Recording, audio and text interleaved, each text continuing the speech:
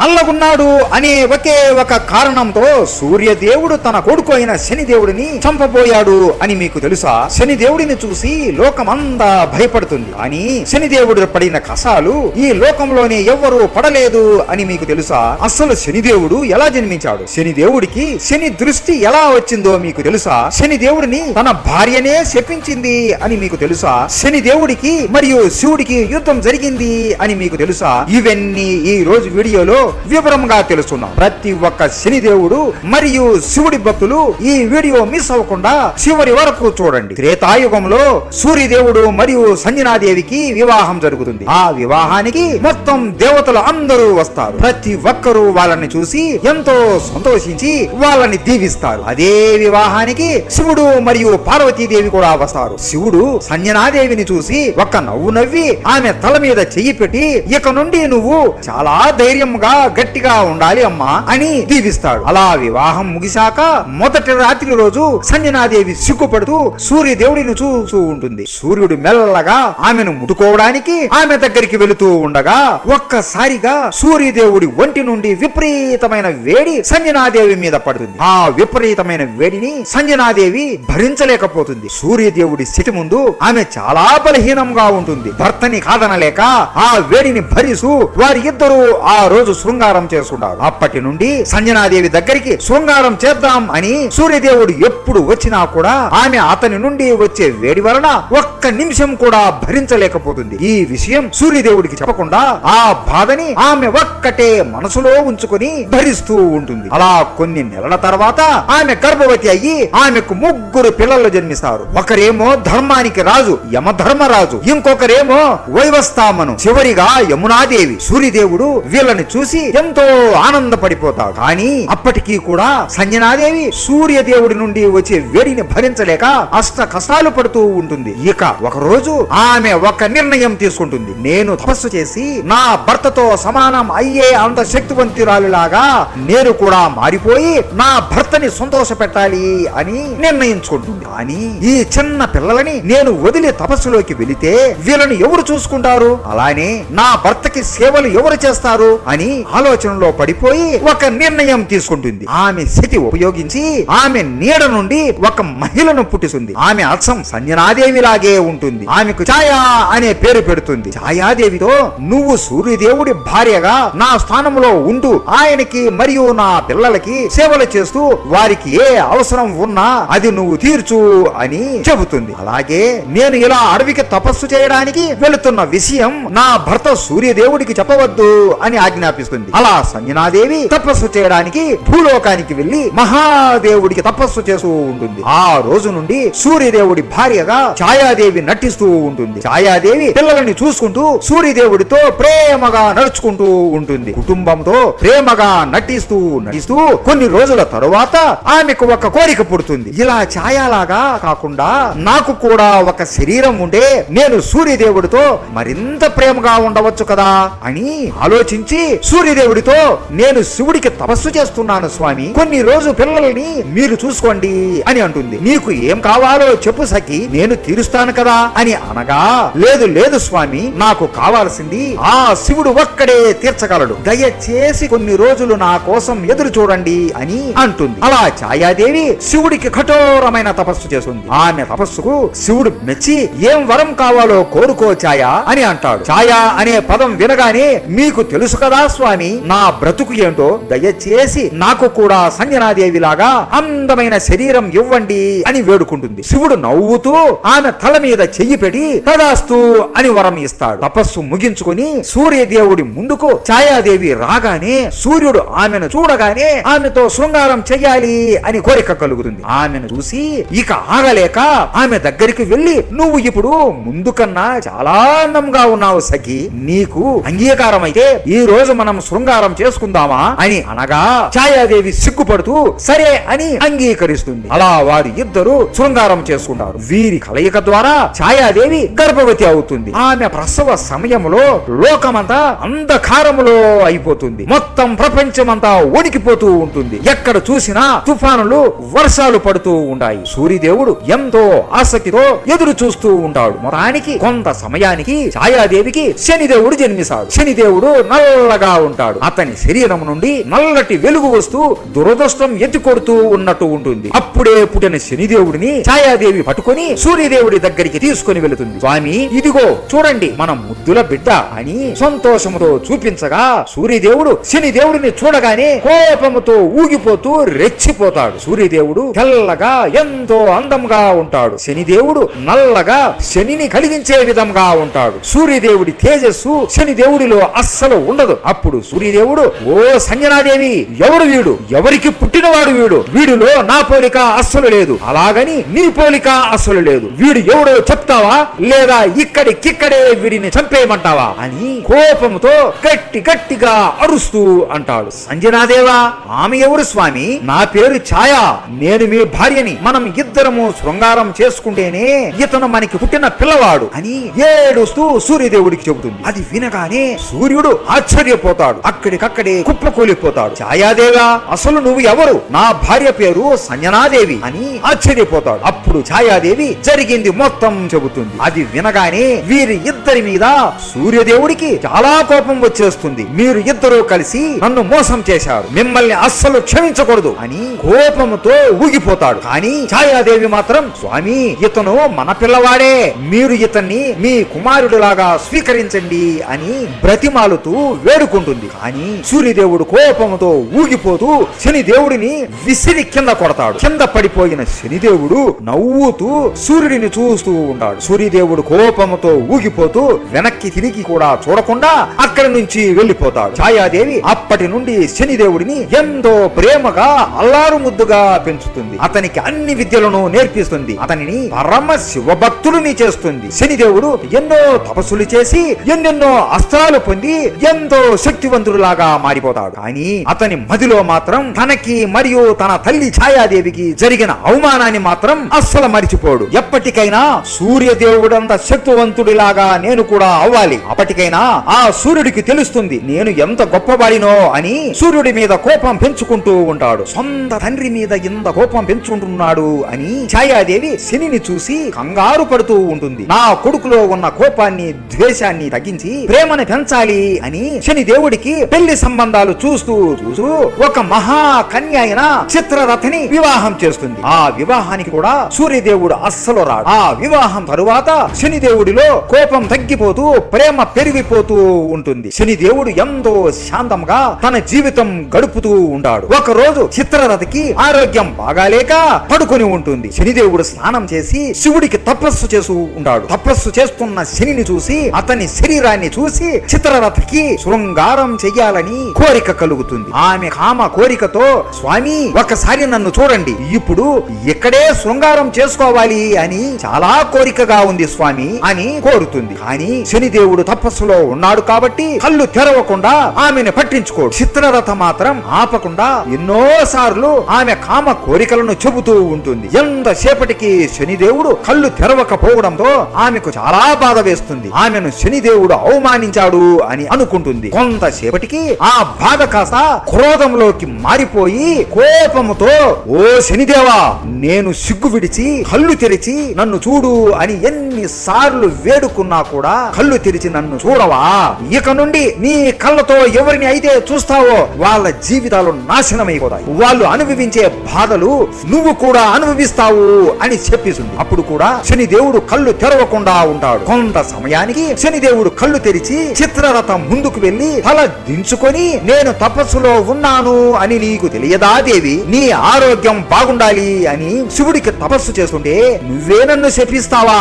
ఇదేనా నువ్వు నన్ను అర్థం చేసుకుంది అని ఎంతో బాధపడిపోతాడు. చిత్రరథకి ఆమె ఎంత పెద్ద తప్పు చేసిందో అప్పుడు పూర్తిగా అర్థమవుతుంది. ఆమె బోరున ఏడుస్తూ శనిదేవుడి కాళ్ళ మీద పడిపోయి, క్షమించండి స్వామి అని వేడుకుంటుంది. శనిదేవుడు బాధతో తల కిందికి దించుకొని నడుచుకుంటూ వెళ్లిపోతాడు. అప్పటి నుండి శనిదేవుడు అతని దృష్టి ఎవరి మీద పడకుండా తన తల కిందికి దించుకొని ఉంటాడు. అప్పటి నుండి ఆయన కళ్ళలో అపారమైన శని దృష్టి దాగి ఉంటుంది. అలా కొన్ని సంవత్సరాల తరువాత సంజనాదేవి శివుడి నుండి వరం పొంది సూర్యుడంత శక్తివంతురాలులాగా మారిపోయి సూర్యలోకానికి వస్తుంది. ఆమెను చూడగానే సూర్యుడు కోపంతో, ఎందుకు నన్ను ఇంత మోసం చేశావు అని గట్టిగా అరుస్తాడు. స్వామి, నన్ను క్షమించండి, నేను ఇదంతా మీకోసమే చేశాను స్వామి అని ఆమె పెళ్లి అయినప్పటి నుండి పడే బాధని సూర్యదేవుడికి చెబుతుంది. అది వినగానే సూర్యుడు ఆమె ప్రేమకి కరిగిపోతాడు. అని కోపంతో నువ్వు ఛాయాని నమ్మి వెళ్ళిపోయావు, కానీ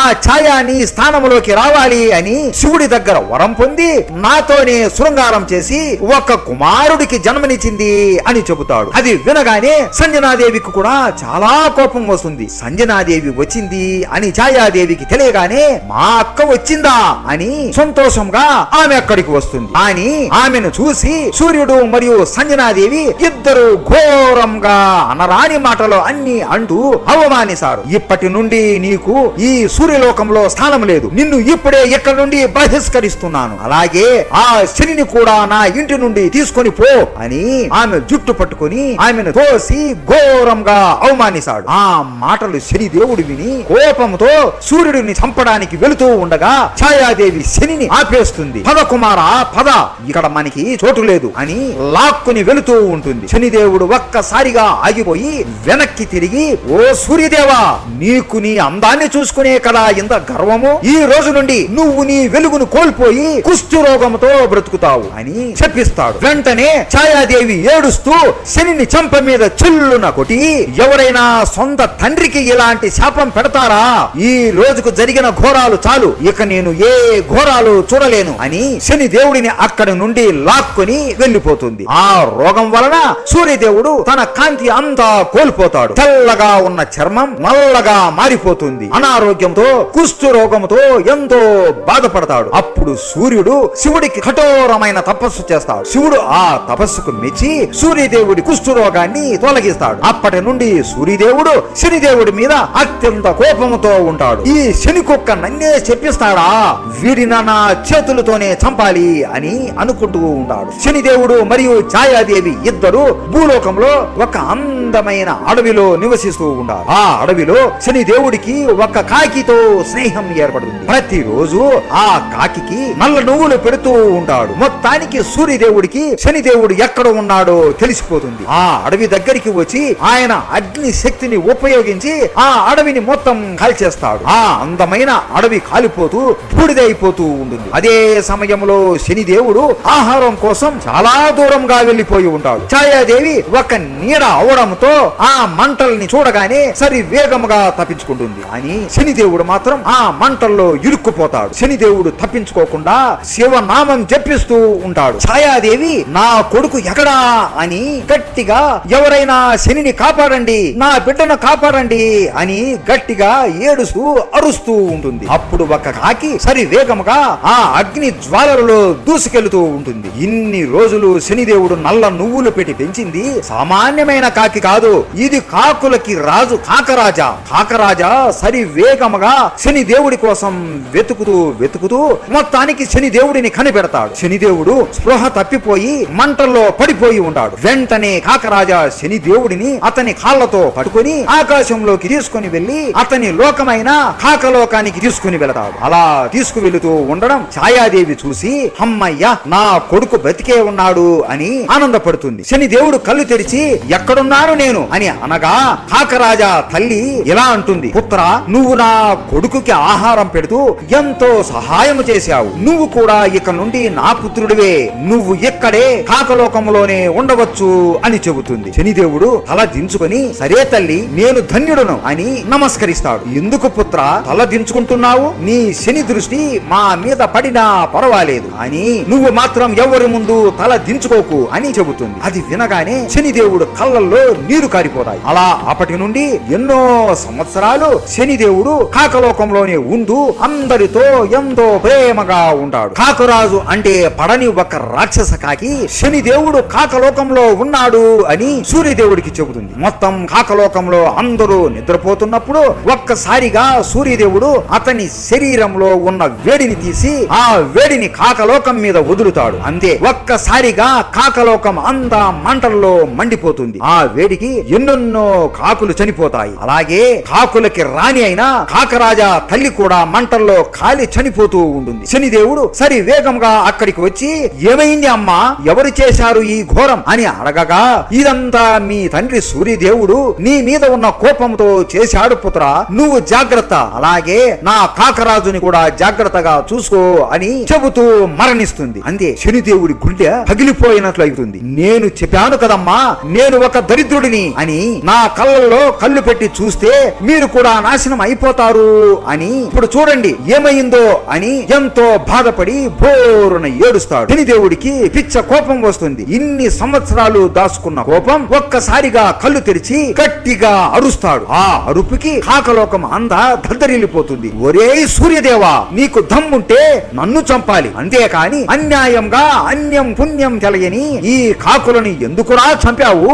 ఇక నీ చావు నా చేతుల్లోనే ఉంటుంది, నీ చావును ఎవ్వరూ ఆపలేరు అని గట్టిగా అరుసు ఆయనలో ఉన్న శక్తి మొత్తం బయటికి తెస్తాడు. ఆయన నుండి వచ్చే శక్తి కాస్త కాకరాజు మీద పడుతుంది. ఆ శక్తి వలన కాకరాజు కూడా ఎంతో శక్తివంతుడులాగా మారిపోతాడు. సూర్యదేవుడు మెల్లగా కాకరాజు మీద కూర్చుంటాడు. ఎక్కడికి వెళ్ళాలి శనిదేవా అని అడగగా, స్వర్గలోకం పద, స్వర్గలోకానికి అని గట్టిగా అరుస్తాడు. స్వర్గలోకానికి వెళ్ళగానే కాకరాజా మీద నిలబడి పైనుండి సరి వేగముగా దూకుతాడు. ఆయన పాదం స్వర్గలోకం మీద పడగానే భూమి కూడా మొత్తం దద్దరిల్లిపోతుంది. ఆయన కళ్ళు పెద్దగా చేసి ఆయన కళ్ళలో నుండి శని దృష్టిని వదులుతూ ఎక్కడున్నాడు ఆ సూర్యుడు అని ఎదురు వచ్చిన వారిని హతమారుస్తూ వస్తాడు. మిగతా దేవుళ్ళు చెప్పే మాటలు కూడా వినకుండా వారి మీద శని దృష్టిని వదులుతూ ఉంటాడు. ఆ దృష్టి వలన దేవతలు అందరూ అగ్నిలో కాలిపోతూ పారిపోతూ ఉంటారు. అలా దేవుళ్ళందరూ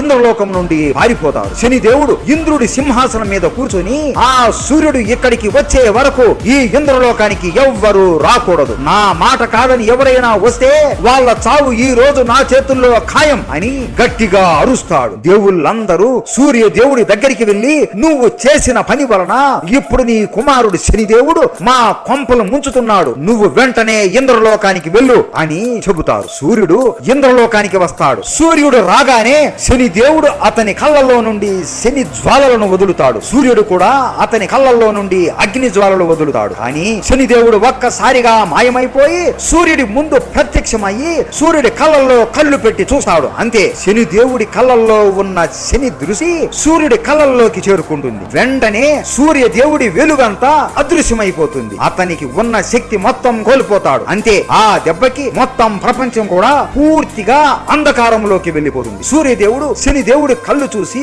భయపడిపోయి గజగజ వణికిపోతాడు. వీడు అస్సలు దేవుడే కాదు, వీడికన్నా రాక్షసులే నయం అని అక్కడి నుండి వణుకుతూ పారిపోతాడు. శనిదేవుడి భయంకరమైన రూపాన్ని చూసి దేవుళ్ళు అందరూ భయపడిపోయి శివుడిని సహాయం చేయమని కోరతారు. ఆ సూర్యుడు శనికి ఎంతో అన్యాయం చేశాడు, ఇప్పుడు శని చేస్తుంది అంతా న్యాయమే అని శివుడు నవ్వుతూ చెబుతాడు. అని దేవుళ్ళు అందరూ శివుడి కాళ్ళ మీద పడి వేడుకోవడంతో సూర్యుడి వెలుగు కోల్పోవడంతో లోకం అంతా అంధకారంలో మునిగిపోతుంది, కాబట్టి మీకు సహాయం చేస్తాను అని శివగణాలని దేవుళ్లతో పాటు ఇంద్రలోకానికి పంపిస్తాడు. కానీ శివగణాల మీద శనిదేవుడి దృష్టి పడి వాళ్ళు అందరూ కూడా ఘోరాతి ఘోరమైన చావు చేస్తారు. దేవుళ్ళు అందరూ ఇది చూసి గజగజ వణికిపోతారు. శనిదేవుడు ఇంద్రుడిని మరియు సూర్యదేవుడిని సంఖ్యలతో కట్టివేసి వాళ్ళ మీద కూర్చుంటాడు. అది చూసి ఇక శివుడే ఇంద్రలోకానికి వస్తాడు. శనిదేవా, నా మాట విను, నీ కోపాన్ని తగ్గించుకో అని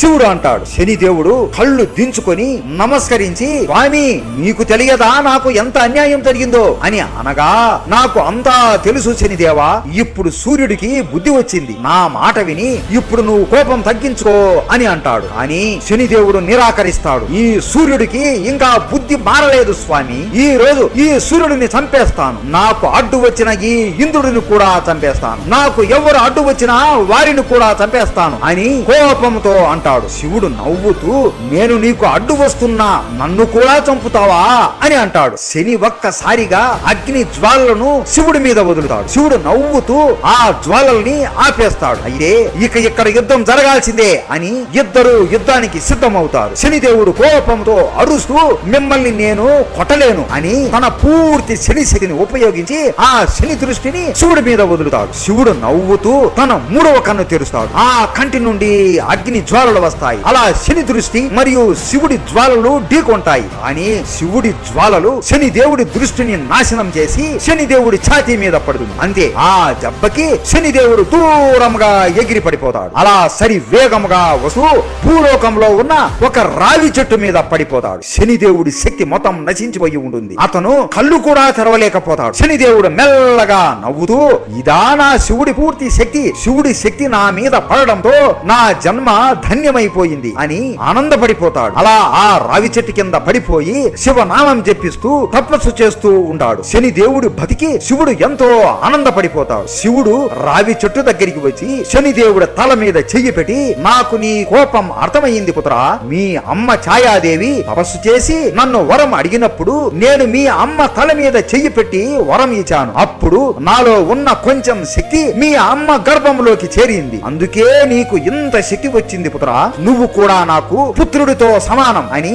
శనిదేవుడి శక్తిని మళ్ళీ శనిదేవుడికి ప్రసాదిస్తాడు. శనిదేవుడు లెగసి శివుడిని ప్రేమతో కౌగిలించుకుంటాడు. శనిదేవుడి ప్రేమకు మెచ్చి శివుడు అతని శక్తితో ఒక శక్తివంతమైన త్రిశూలాన్ని తయారు చేసి శనిదేవుడికి ప్రసాదిస్తాడు. నీకు ఇల్లు లేదు అని ఎంతో బాధపడుతున్నావు కదా శనిదేవా, నేను నీ కోసం ఒక లోకం సృష్టించాను. ఆ లోకం పేరు శనిలోకం. ఇక నుండి నువ్వు మరియు మీ అమ్మ అలాగే మీ కుటుంబం మొత్తం అక్కడే నివసించండి అని వరం ఇస్తాడు. దేవుళ్ళారా అందరూ వినండి. సూర్యదేవా ముఖ్యంగా నువ్వు విను. ఇతన్ని నువ్వు శని శని అని పుట్టినప్పటి నుండి అవమానిస్తూ ఉన్నావు కదా.